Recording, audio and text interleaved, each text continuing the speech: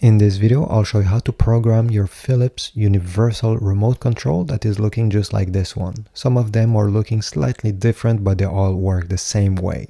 So the first thing you need to do is to turn on your TV manually. What I mean by this is you need to turn it on pressing the power button located on the TV.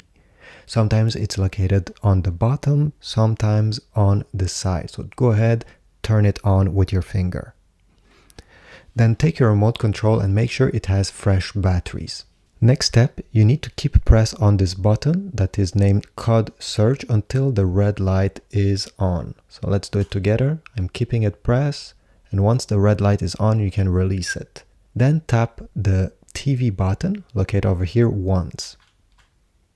Then tap the 4 button once, like this. And now what you need to do is to point the remote towards the TV and press this power button, then wait a second. Press this power button, wait a second until the TV shuts down.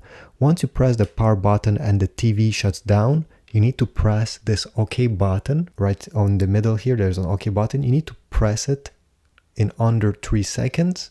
Okay, be quick, press on it, and you are done. The remote control is now synced with your TV.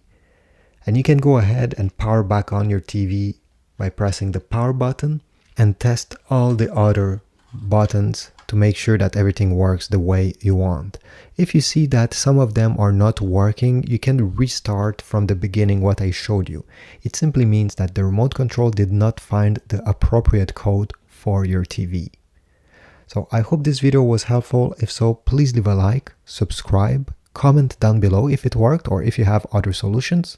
And I'll see you in the next video.